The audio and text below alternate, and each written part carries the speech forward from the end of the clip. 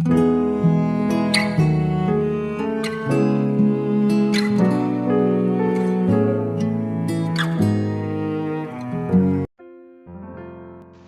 saudara dikasih Tuhan Yesus, selamat malam dan salam sejahtera bagi saudara semua. Saya menyapa bagi saudara yang ada di Indonesia, dari Sabang sampai Merauke, baik yang di kota maupun yang ada di desa, dan saudara yang ada di Malaysia, yang ada di Sarawak, di Kuala Lumpur, dan dimanapun saudara berada. Senang sekali kembali menjumpa saudara pada saat ini. Kiranya damai sejahtera dan sukacita daripada Roh Kudus senantiasa melimpah dalam hati dan kehidupan saudara semua. Dan kiranya saudara semua dalam keadaan baik dan sehat selalu. Selamat datang kembali di Pokok Anggur bersama saya Yosia Krispianto. Mari saudara, sebelum kita bersama-sama merenungkan firman Tuhan, mari kita satu di dalam doa. Bapa di surga, Bapa yang baik, yang penuh dengan kasih karunia, Bapa yang kami muliakan dalam nama Tuhan Yesus Kristus, kami mengucap syukur oleh karena pertolongan dan penyertaan Tuhan di sepanjang hari ini. Sehingga kami boleh dimampukan Tuhan untuk melewati hari ini, melakukan tugas, tanggung jawab, serta aktivitas kami. Itu semua karena berkat pertolongan daripada Tuhan. Dan pada saat ini kami kembali ya Tuhan untuk rindu merenungkan firman-Mu. Berbicaralah kepada setiap kami, urapi kami dan jamah hati kami, sehingga kami dapat memahami maksud firman-Mu. Terima kasih Tuhan, kami siap merenungkan firman Tuhan. Hanya di dalam nama Tuhan Yesus Kristus kami berdoa. Amin. Baik saudara, kita akan membaca bersama di dalam Yesaya 41 ayat yang ke-10. Janganlah takut sebab aku menyertai engkau, janganlah bimbang sebab aku ini Allahmu. Puji Tuhan. Saudara yang dikasihi Tuhan Yesus, hari-hari ini kita melihat bahwa tingginya tingkat kekhawatiran masyarakat terhadap khususnya wabah virus corona atau COVID-19 yang masih ada sampai hari ini. Dan kekhawatiran ini menimbulkan ketakutan karena virus itu penularannya sangat mudah. Kemudian virus corona dapat menyebabkan kematian. Kemudian belum ada obatnya. Sehingga mengakibatkan rasa gelisah, takut, cemas, khawatir yang menghampiri sebagian besar umat manusia. Semuanya serba tidak menentu dan tidak pasti. Kekhawatiran seolah-olah muncul dan mengintimidasi begitu banyak orang, saudara. Menurut Kamus Besar Bahasa Indonesia, kekhawatiran adalah perasaan khawatir, kecemasan. Khawatir adalah takut, gelisah, cemas terhadap sesuatu hal yang belum diketahui dengan pasti. Bagaimana dengan kita, anak-anak Tuhan, saudara? Apakah kita juga sedang dikuasai oleh kekhawatiran? Apa yang Alkitab ajarkan jika kita diserang oleh kekhawatiran? Di dalam Matius 6 ayat yang ke-25 sampai 34, Tuhan Yesus memberikan pengajaran mengenai kekhawatiran. Mengenai kekhawatiran atau ketakutan akan hidup ini membuat seseorang tidak berfokus kepada Tuhan dan akhirnya lebih terfokus kepada dunia ini. Dijabarkan ada 3 jenis kekhawatiran, saudara.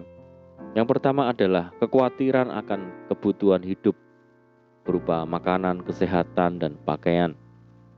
Yang kedua adalah kekhawatiran akan hidup dalam kemiskinan. Dan yang ketiga adalah kekhawatiran akan masa yang akan datang. Saudara, kita tidak perlu mengizinkan kekhawatiran menguasai hidup kita. Karena kekhawatiran akan membunuh iman percaya kita kepada Tuhan. Karena kekhawatiran adalah meragukan kedaulatan Tuhan dan merendahkan kemampuan Tuhan. Jika kita membaca nats kita hari ini dengan seksama, maka kita akan menemukan 3 alasan kekhawatiran yang sangat berbahaya, saudara. Yang pertama adalah kekhawatiran tidak pernah memberikan solusi. Banyak orang berfokus kepada kebutuhan hidup, makanan, minuman, dan pakaian, dan sebagainya. Bukan kepada tujuan atau arti hidup itu sendiri. Kekhawatiran membutakan tujuan Tuhan dalam hidup kita. Oleh karena kita terfokus pada hal-hal lahiriah, kekhawatiran hanya akan membuat kita terkungkung dan akhirnya tidak membuat hidup kita lebih baik. Kekhawatiran tidak akan pernah memberikan solusi walau hanya sehasta saja di depan kita, saudara. Para ahli Alkitab memaknakan istilah tersebut dengan satu hasta sebagai ukuran waktu. Maka, dengan kekhawatiran dan kegelisahan, kehidupan manusia tidak dapat diperpanjang.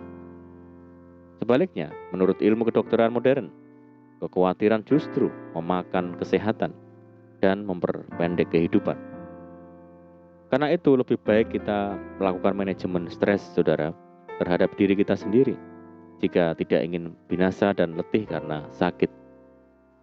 Yang kedua adalah kekhawatiran tidak akan pernah menghadirkan kepuasan hidup. Orang yang percaya sungguh-sungguh dan tidak khawatir akan melihat pemeliharaan Tuhan dalam hidupnya, jauh melebihi bunga bakung di padang. Kepuasan yang dimaksud adalah kepuasan hidup, yaitu sukacita, kedamaian, dan kebahagiaan, serta ucapan syukur. Bangsa Israel bersungut-sungut dan tidak masuk ke tanah Kanaan karena khawatir atau takut. Jangan pernah meragukan kemampuan dari janji-janji Tuhan, saudara, agar tidak khawatir. Pemazmur mengatakan, serahkanlah hidupmu kepada Tuhan dan percayalah kepadanya, dan Ia akan bertindak. Hal yang sama juga dikatakan Paulus, janganlah hendaknya kamu khawatir tentang apapun juga, tetapi nyatakanlah dalam segala hal keinginanmu kepada Allah, dalam doa dan permohonan dengan ucapan syukur. Demikian juga dengan Petrus yang menasihati supaya serahkanlah segala kekhawatiranmu kepadanya, sebab Ia yang memelihara kamu.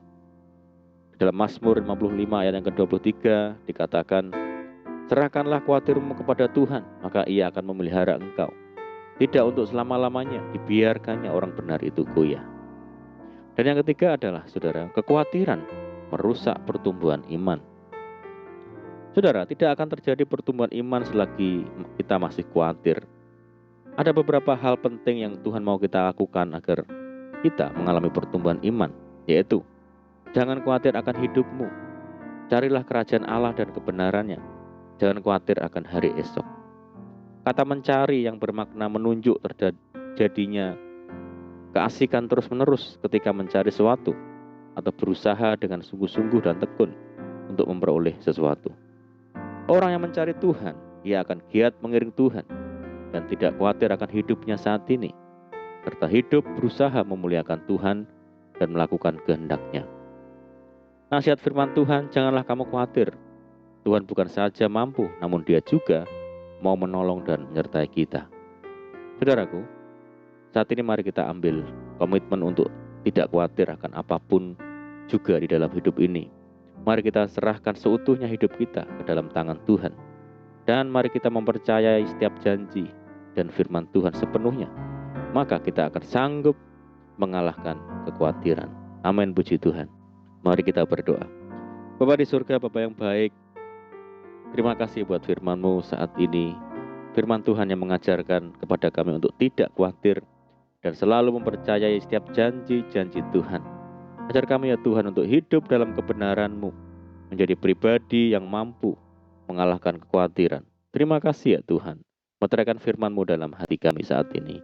Dan saat ini kami berdoa bagi setiap saudara kami semua yang setia mendengar program ini yang di Indonesia, dari Sabang sampai Merauke, baik yang ada di desa, di kota, yang ada di Palu, di Manado, di Nusa Tenggara Timur, yang ada di Jawa, di Sumatera, di Kalimantan, di Papua, Sulawesi, Tuhan yang ada di Malaysia, yang ada di manapun mereka berada, Tuhan Yesus yang senantiasa memperhitungkan kesetiaan mereka dengan berkat-berkat ilahi, memberkati kehidupannya, rumah tangganya, pekerjaannya, usahanya, masa depannya, ladangnya, bisnisnya, pendidikannya, dan sebagainya. Berdoa bagi mereka yang saat ini sakit, Tuhan sembuhkan, jamah di dalam nama Yesus. Yang hidup dalam kesulitan, persoalan, mari Tuhan tolong mereka, pulihkan hidup mereka. Berdoa bagi saudara kami yang hidup dalam ikatan dosa, mari Tuhan lepaskan di dalam nama Tuhan Yesus Kristus. Berdoa bagi bangsa kami Indonesia saat ini menghadapi pandemi, mari Tuhan berikan belas kasihan Tuhan bagi bangsa kami. Pulihkan bangsa kami dan kehidupan kami, mohon belas kasihan Tuhan, kiranya pandemi global ini segera berakhir. Dan kami juga berdoa bagi setiap saudara-saudara kami yang sudah mensupport program ini ya Tuhan, baik melalui doa, baik melalui dana, Tuhan yang kembalikan berkali-kali lipat dalam kehidupan mereka. Terima kasih Tuhan, ini doa kami sungguh percaya Tuhan mendengar segala seruan doa kami.